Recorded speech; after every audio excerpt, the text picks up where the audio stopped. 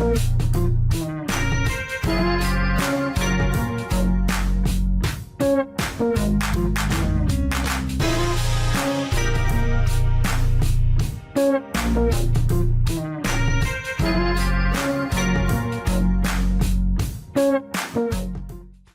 welcome to the newest episode of Point Black. My name is Adolphus Pruitt, and we're going to have a good conversation today. You know,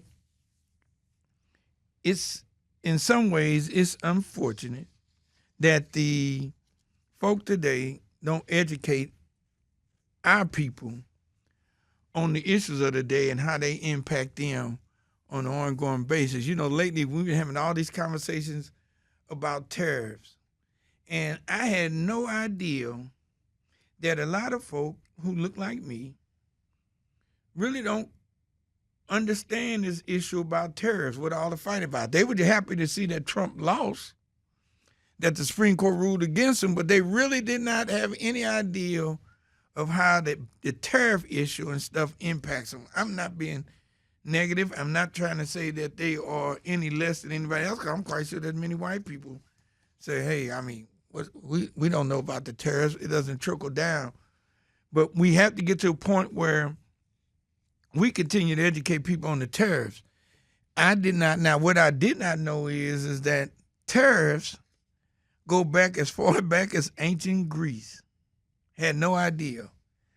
I had no idea that in 213 BC, that the Greeks and later on the Romans, that as people came to their ports and brought goods to trade, that they would tax them. And they called it a tariff.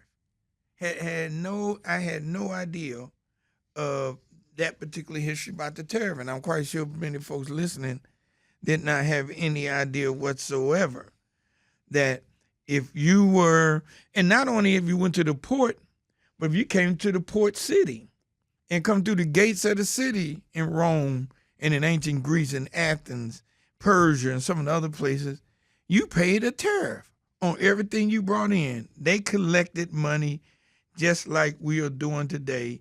And I just thought it was interesting that even still today, you know, we talk about taxation and taxation by representation. I just thought it was interesting that folk been getting taxed for a very, very, very, very long time.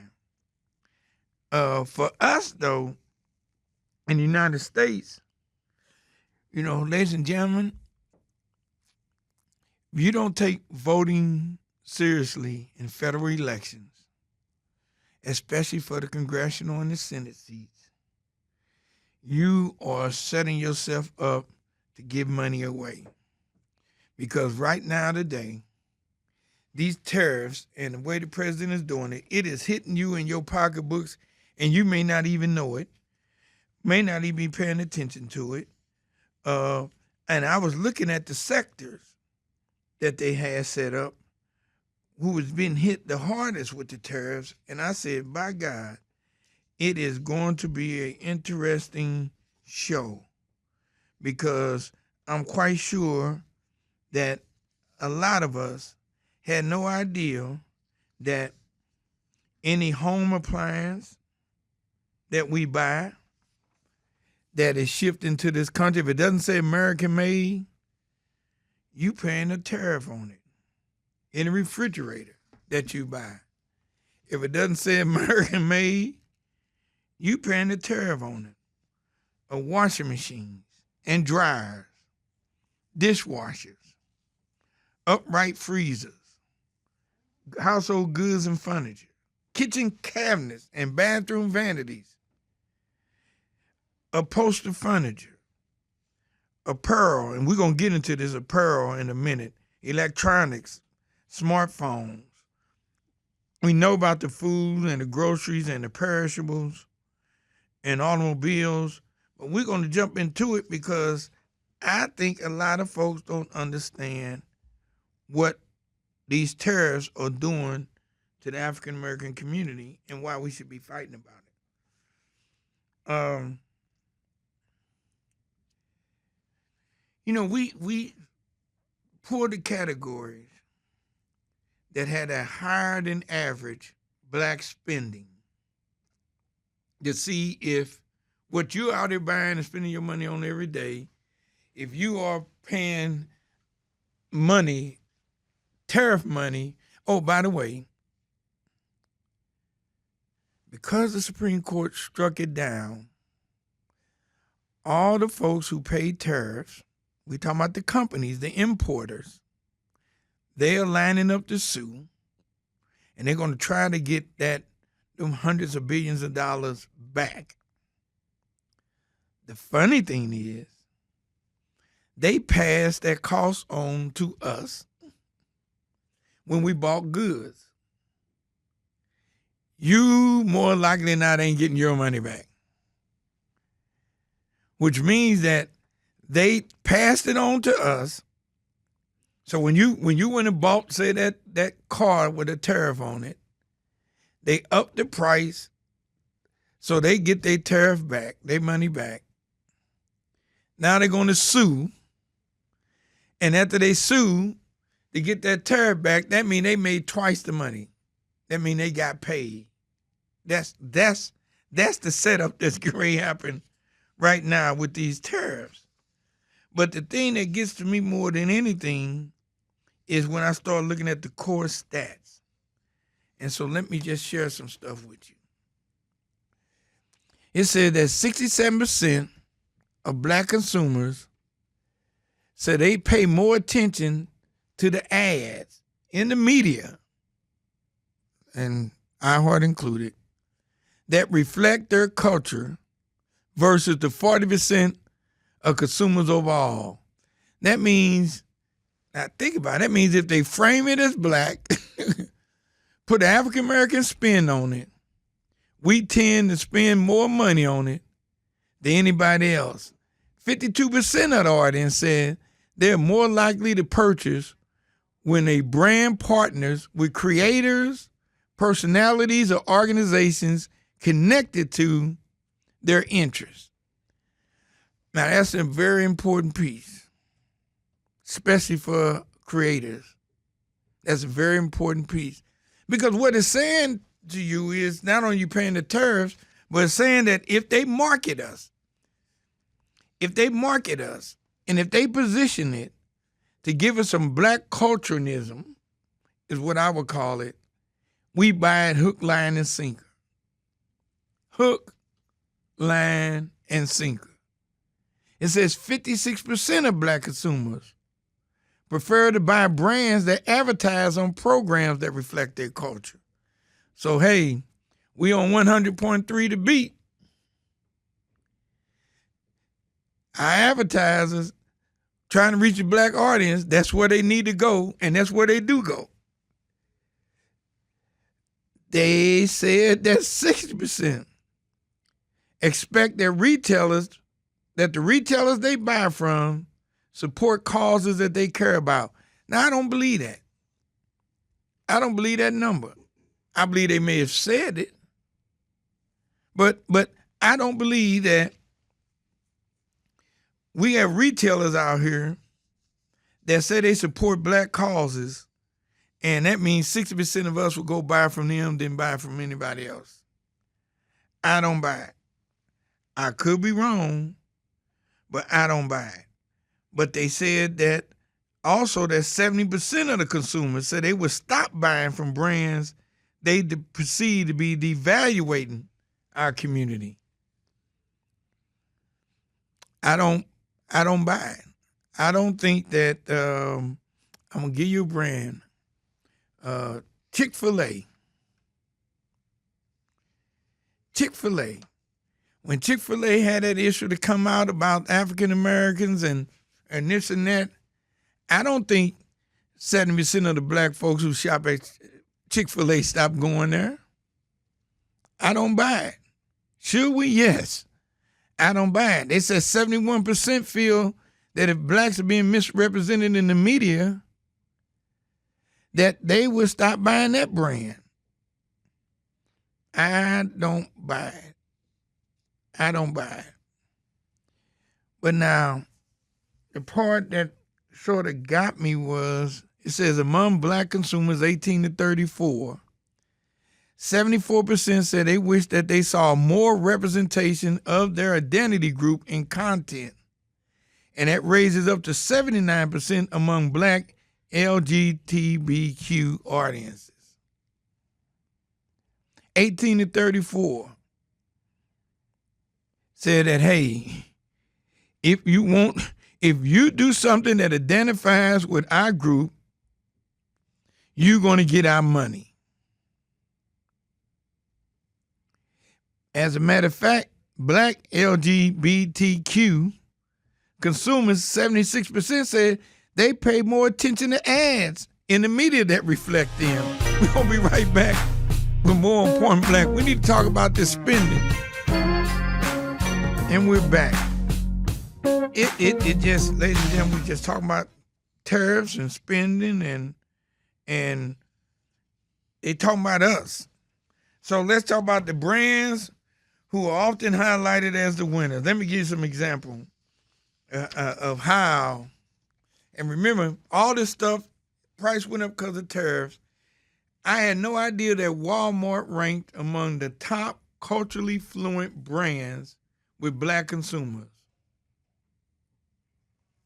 It said that it landed the top 10 spots for younger black audiences. Walmart, Sprite. They said this long-running commercial, Obey Your Thirst, embrace the hip-hop culture. And they said a community partnership, Sprite, Obey Your Thirst, took off, doubled with that campaign. Dove, which really I had no idea. They said Dove did a spot with a young black girl facing hair discrimination. It tested 2 on the Richter scale for black Gen Z and millennials, with 75% saying that they reacted on social media to the Dove commercial. I don't know Dove. Soap. Soap. Then you got McCormick on the soul food, McCormick the seasoning. McCormick came out with a commercial, the influence around black culture, and it jumped. McCormick, Obey Your Thirst, all of them have 40 years run of being in control of the black marketplace simply because they added I shouldn't say a black face to it. They added a black face to it, put a black spin on it. And why does any of this matter? Well, reason I brought it up, because we need to get into the dollars.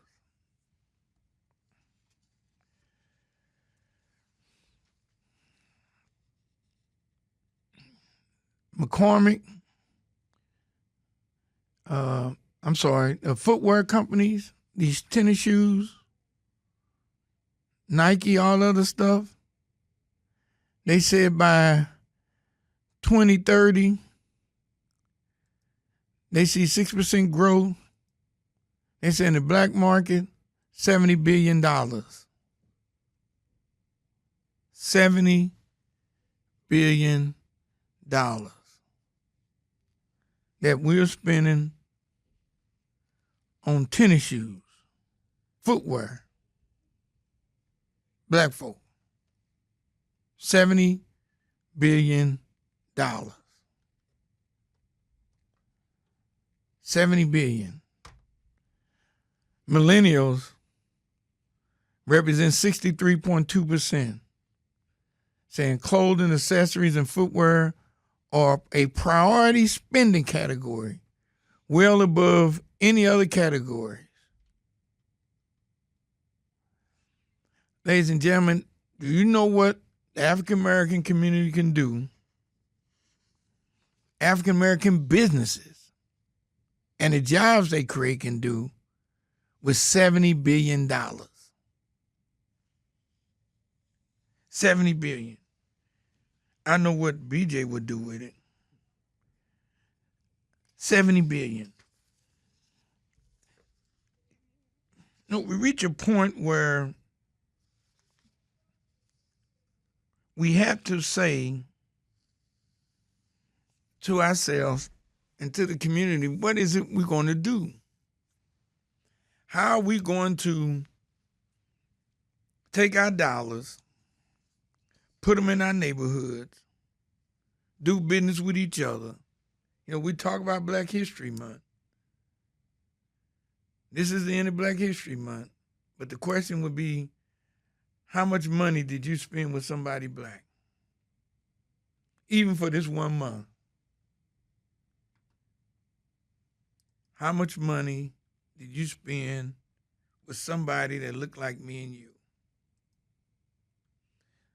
You know, we had some folk who made an argument and said, well, Brother Pruitt, I don't spend money with my people because they give me an inferior product. They said they don't spend money with black folks because they provide them a sloppy service. They said they don't spend money with black folks because they don't get any value out of it. They said we can hire somebody black to work on our car, fix our appliance, and it's not done right, and it breaks down again. We can hire somebody to come and work on our house. Could you try again? And try to work on our house. They overcharge us, don't do the repairs right. What are we going to do about that? How are we going to fix it? What is the fix? So we got one. So what we want to do is challenge some folks to do a couple of things. Here's what I ask you to do. One is, what I would ask you to do is to take the time, just write down 3 or 4 items that you know you're going to spend money on. You buy all the time. 3 or 4 items. I want you to go and write down where you buy them, whether it's Walmart, Walgreens, Costco, whoever they may be.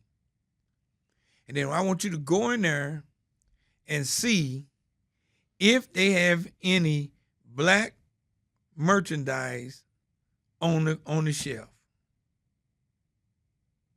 Go in there and look.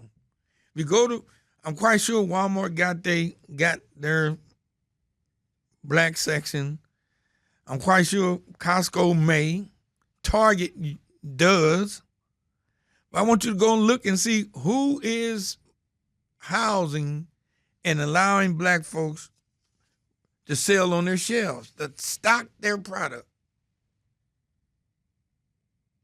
That's number one. And if they got a product that somebody black is producing and selling, and it's the same sort of product as, for instance, Dove. If you're buying Dove soap, go over there and look and see if they got anything on there, anything on the shelf that's produced by blacks that's soap, and try it. Give them a shot. If you like it, continue to use it. Hair care products. You know, there was a young lady complaining about the tariffs, and she was trying to explain. She had a beauty shop. She was trying to explain to folks. They were in there talking about tariffs and talking about how it impacts their pocketbook and this and that. She said that normally when they came into a place to get some hair installed, I don't know why I use the word install, but get some hair, she would charge them $190. She says now, based on the tariffs and where they get that hair, she has to charge them $400. It went from $190 to $400 after they instituted the tariffs.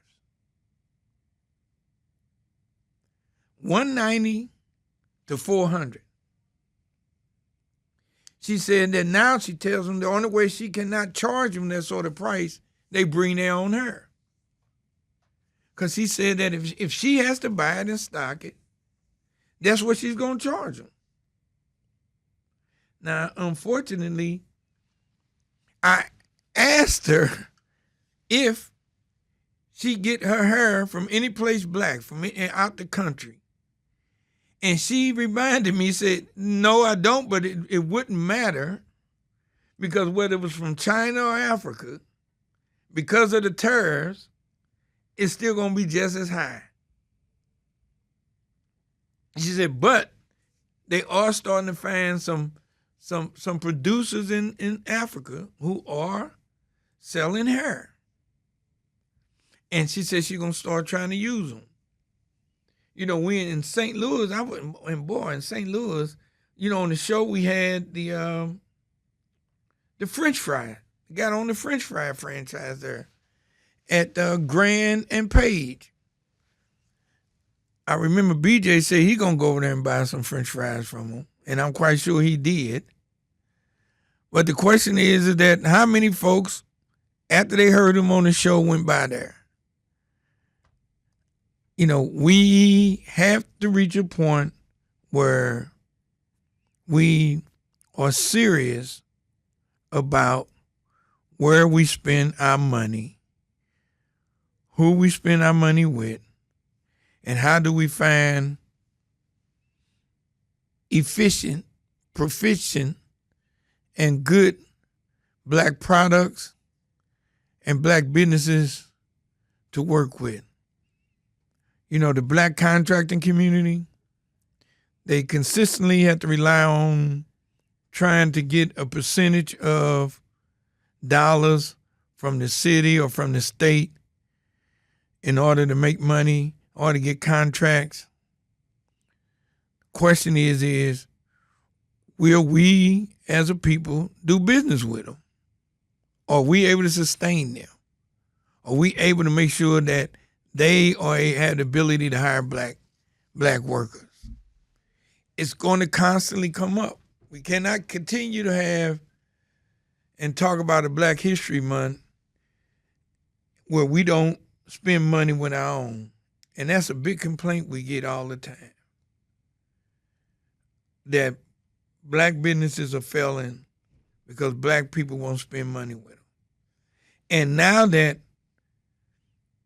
we are buying online more than any place else, there's even a greater question is that we now can find products. We're not restricted to finding them locally. Now we can find them anywhere in the country, across the world. Again, are we going to search out to spend our money with black businesses?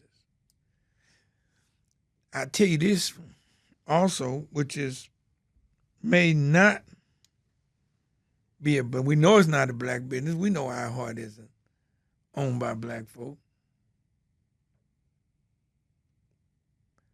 But we know that black businesses advertise on our heart. And we want more of them to.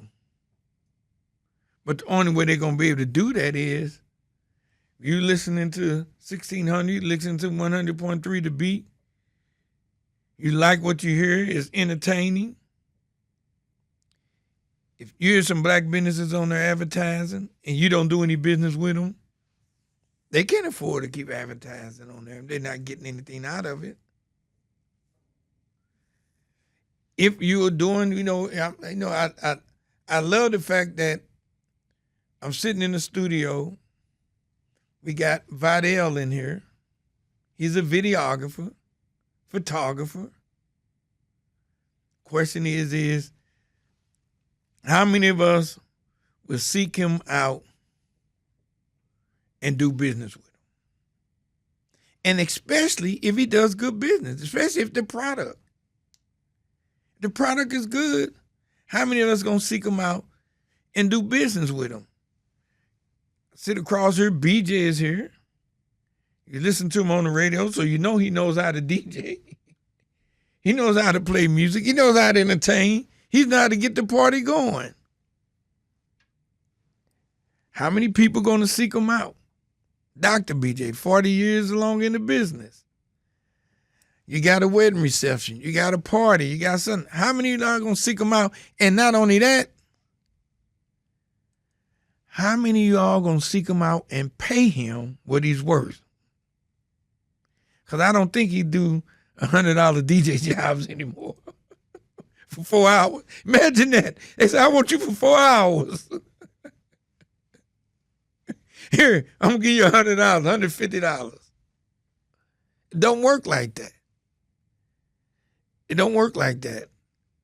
And then we got Courtney sitting over there. He does websites. He does all sort of social media stuff. You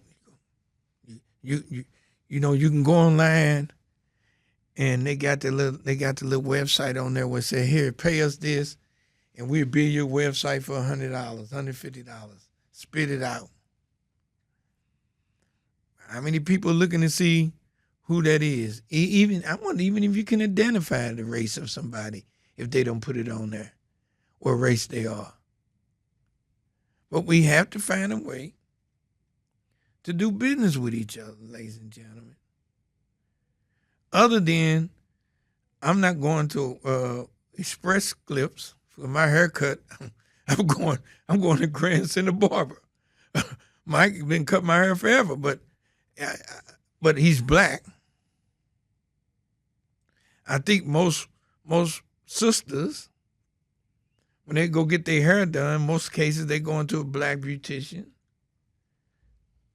But when we start getting out of hair care products, and getting into the other side of it, you know, we have to do business with each other. We got to do business with each other. Because if you don't, I'm gonna tell you what's gonna happen. We're gonna get locked out. We're gonna get locked out. You're gonna have companies. They're gonna take over the marketplace. We just talked about Walmart. We talked about Dove. We talked about all these other folks, and they put a black spin on it, and we're going in there spending all our money with them. But we're not buying it from somebody black. I know some folks gonna say, man, you keep harping on it. Why? What if we don't have a trust? What if they're not in our neighborhoods? What if they're not this? What I'm saying is you can find them. I mean, especially now with social media, you can find them. You can find, if we found just one, if we came here on the show and once a month identify a black product that was good, priced right, and say, hey, go online and buy this product, we probably would wind up expanding that business, seeing them hire more African Americans, ask them to make sure they're getting their supplies that they're using to make that product from other African Americans merchandisers. And you'll see that you can begin to do what some folks call nation building. We have to do it. I'm just telling you, as a people, we're not going to grow our race socioeconomically if we don't find a way to do business with each other to keep our dollars in our neighborhoods, keep our dollars among our race of people. We're not going to make it that way. So if you talk about the fact that your kids, grandkids, nieces and nephews can't find a good job, you keep finding that they don't have no future because you're relying on somebody else to provide a means for them to do that versus yourself. We have to grow our businesses. And we have to support our young people educationally so they can get there. You know, now one other thing I'm gonna do, I'm gonna switch up for a minute because this piece I have to talk about, and I want folk to really get a feel for what's going on. The other day, there was a couple of cases that recently really got my attention. One of them is this Google search piece where they talked about how young lady was raped and they were trying to find out who did it. And so they went to Google and said that she was raped on this date. So go back a week or 2 weeks and pull up everybody who may have Googled her address. And Google came out and produced 3 people, 3 searches for her address. They traced them back, and they actually caught the guy that did it. What I'm trying to say to you is that if you're using Google search, your stuff ain't protected. It is not protected. It is not protected. We'll be right back with more on Point Black. And we're back. You know, we was talking about this Black History Month and spending, but I really got to educate you on this stuff before I get up out of here. This next piece is this. So in Minnesota, they doing immigration enforcement, and they had some idea of what areas the immigrants lived in. They would go in that area, and they had a machine, portable, that they use, and it would capture every cell phone number for about a half-mile radius. So they go in their whole neighborhood, or if the people are protesting, for about a half-mile radius.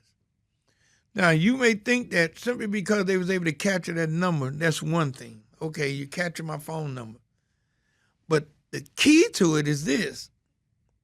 Not only did they capture the number, but the technology gave them the ability to go back on your history and tell them every tower your phone pinged off of, and they can go back for months. That means, again, you hear they capture your number.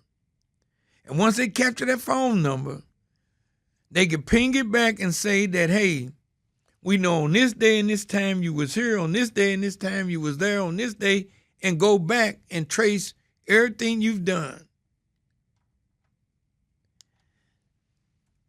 The technology. If you remember just recently, a young lady was shot and killed in the Starbucks drive-thru.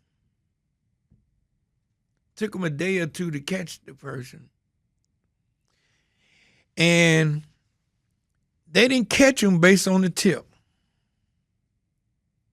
They didn't catch him based on he popped up in somebody's Ring camera walking past there. What they won't say is that they got with the FBI, used some technology, and was able to find this guy. And I can assure you it was his phone.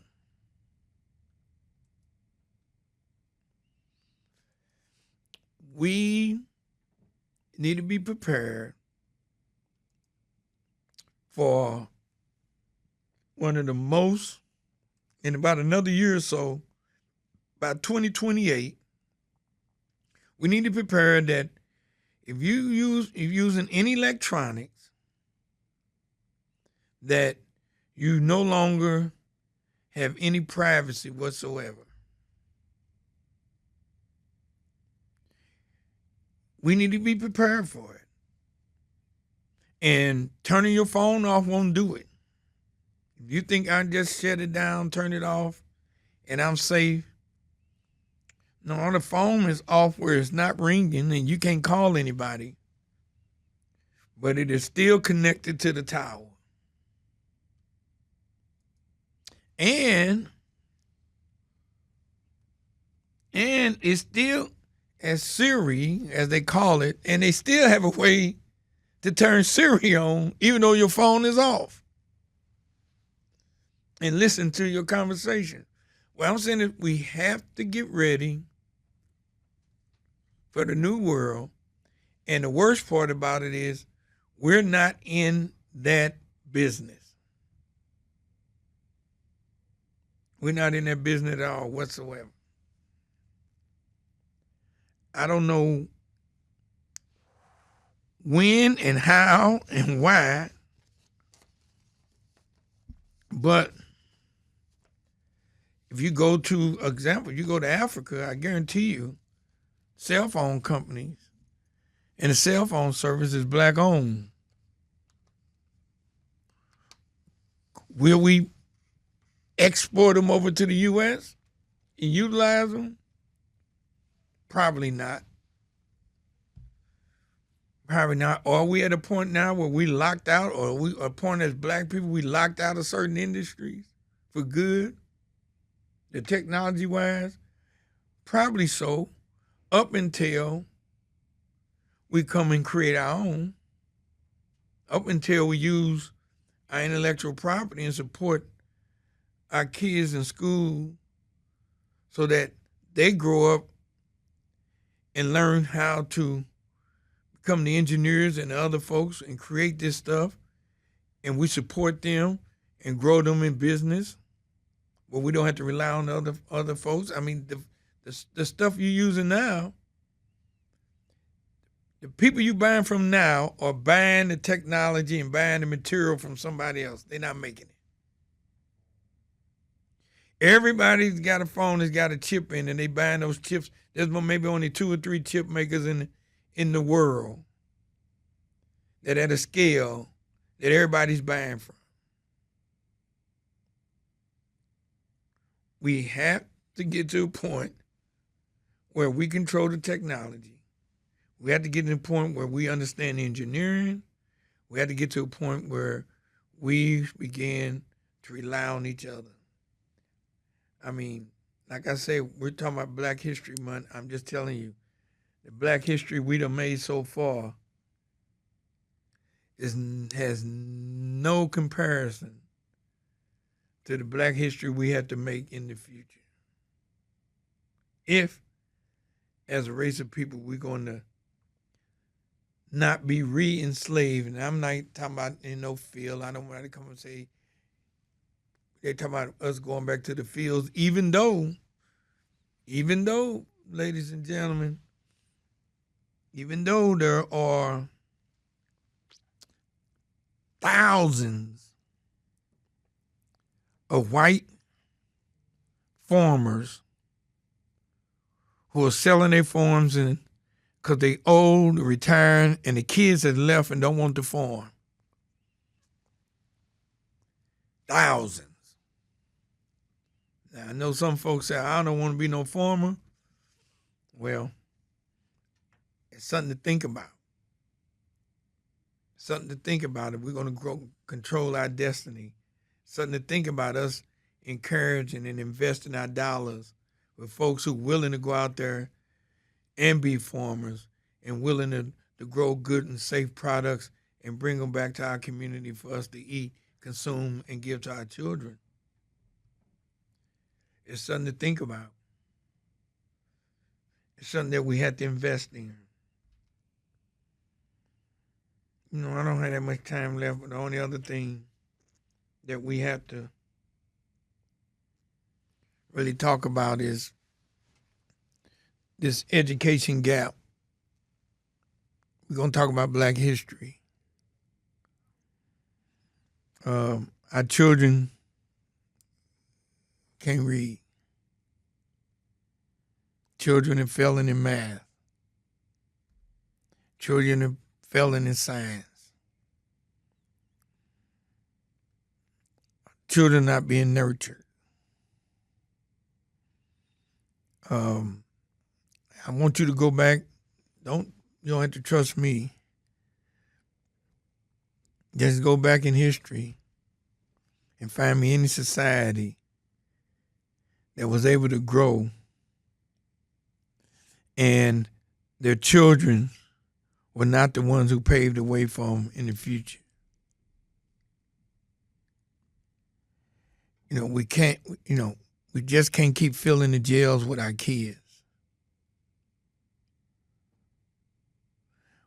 We can't keep filling the jails with our kids. We can't keep having our young girls become mothers at young ages.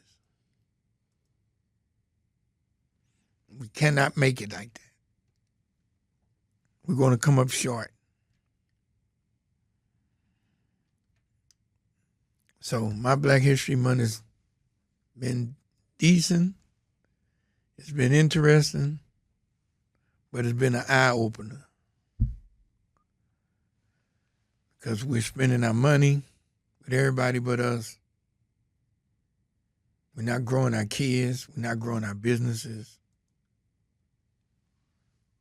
We're having the highest health indices. I know when I talk about health, we got Sister Struck coming up in October. Do research on cancer, especially how it's impacting Black women. Black period, but Black women especially. How many people listening to this have never been and registered a Sister Struck? How, give you example, how we spend $70 billion on tennis shoes, clothes, and everything else. How hard is it